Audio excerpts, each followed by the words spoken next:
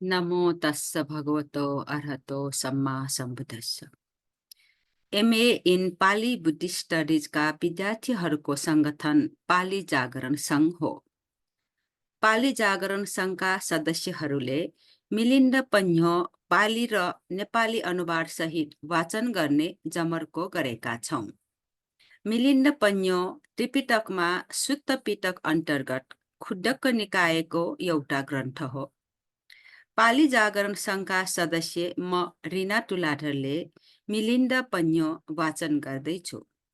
यसलाई श्रवण गरेर श्रोतामा धर्मप्रति श्रद्धा जागोस् भन्ने कामना गर्दछु। आज धर्मदर्शनबारे प्रश्न। राजाले सोधे, भन्ते नागसेन, तपाईले धर्मलाई जानी बुझिसक्नुभयो? महाराज, भगवानको उपदेश अनुसार श्रावकहरूले धर्मलाई जीवनभरि पालन गर्नुपर्छ। भन्ते तपाईले ठीक भन्नुभयो। पालीमा धम्मदित्थ पन्यो। राजा आह, भन्ते नागसेन, धम्मो तया दित्थोति।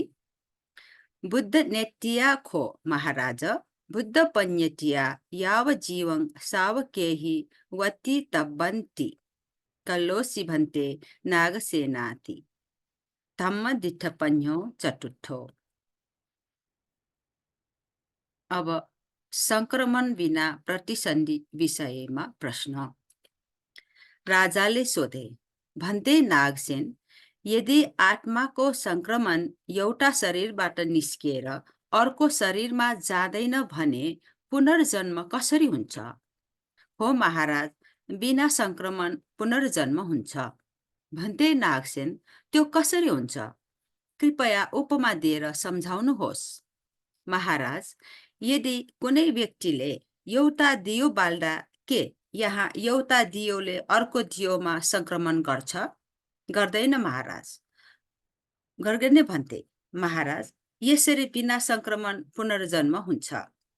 महाराज, के तपाईले कुनै श्लोकको सम्झना छ जुन तपाईले आफ्ना गुरुबाट सिक्नु भएको थियो? हो, सम्झना छ। महाराज, के त्यो श्लोक आचार्यको मुखबाट निस्किएर तपाईको प्रविष्ट भएको हो? तपाईमा प्रविष्ट भएको हो? होइन भन्ते महाराज, यसरी बिना संक्रमण पुनर्जन्म हुन्छ। भन्ते ठीक सम्झाउनु भयो। अब पालीमा असंकमन पति संदहन पन्यो। राजा आह, भन्ते नागसेन, नच संकमति पति संदहति चाति। आम महाराज, नच संकमति पति संदहति चाति। कथं भन्ते नागसेन, नच संकमति पति संदहति च उपमं करोहीति। यथा महाराज, कोचिदेव पुरुषो पदीपतो पदीपं पदीपेय किं नु खोसो महाराज, पदीपो पदीपमहा संकतो ति नहि भन्तेति। एवमेव खो महाराज, न च संकमति पति संदहति चाति। भियो उपमं करोहीति। अभिजानासि नु तुम महाराज, दहरको संतो शिलाकाचर्यस्य सन्तिके किंचि श्लोकं गहितन्ति। आम भन्तेति। किन्नु खो महाराज, सो श्लोको आचार्यमहा संकन्तोति नहि भन्तेति। एवमेव खो महाराज, न च संकमति पति संदहति चाति।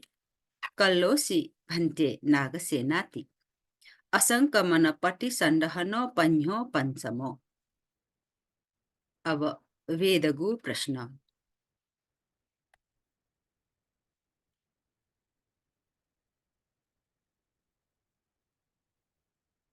राजाले सोधे, भन्ते नागसेन, वेदको आत्मा ज्ञाता छ वा छैन?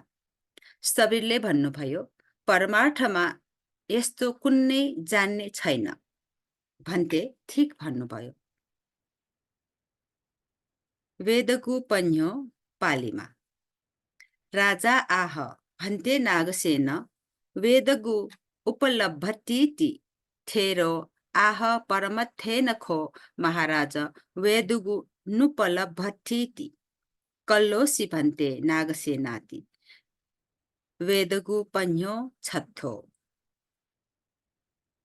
अब अर्को प्रश्न, पुनर्जन्म विषयमा प्रश्न। राजाले सोधे, भन्ते नागसेन, यस्तो कुनै जीव छ जसले यस शरीरबाट निस्केर अर्को शरीरमा संक्रमण गर्छ? छैन महाराज।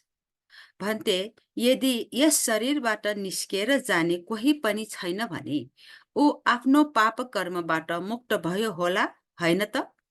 हो महाराज, यदि उसको पुनर्जन्म छैन भने ऊ आफ्नो पाप कर्मबाट मुक्त भयो। यदि उसले फेरि जन्म ग्रहण गर्छ भने ऊ मुक्त भएन। कृपया उपमा दिएर सम्झाउनुहोस्।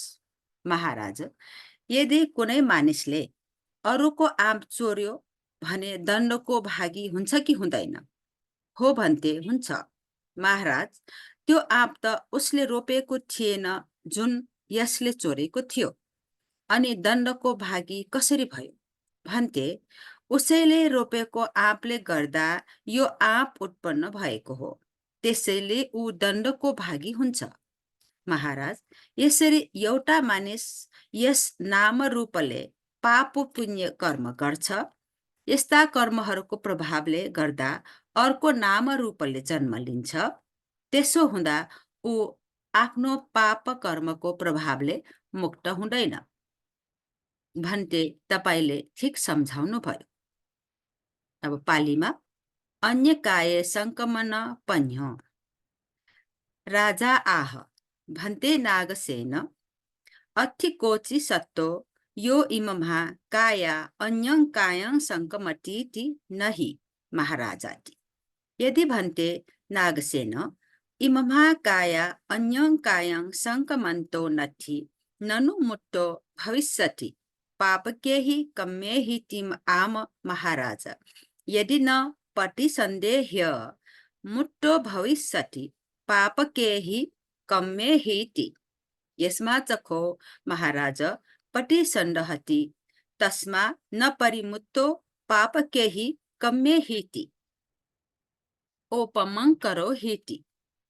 यथा महाराज कोचिदेवो पुरुषो अन्यतरस पुरुषस्य अम्बं अवहरेय किंसो दण्डपट्टो भवेयाति आम भन्ते, दण्डपट्टो भवेयाति नखोसो महाराज तानि अम्बानि अवहरि यानि तेन रोपितानि तस्मा दण्डपट्टो भवेयाति तानि भन्ते, अम्बानि निस्साय जातानि तस्मा दण्डपट्टो भवेयाति।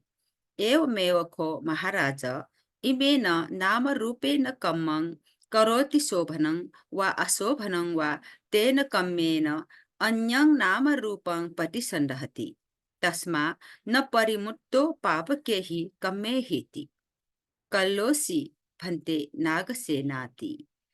अन्य काय संक्रमण वन्यो पन्यो सत्तमो। आजलाई यति गर्छु। भगवान शास्ताको धर्मदेशनालाई आधारित भएर भिक्षु नागसेन र मिलिन्द राजाको प्रश्न उत्तरको यो मिलिन्द प्रश्न वाचन हामी जुन गर्दैछौँ, यसबाट श्रोतावर्ग, श्रद्धालु श्रोतावर्गको श्रद्धा अझै बढ्नेछ भन्ने हामी आशा गर्दछौँ। साधु साधु साधु।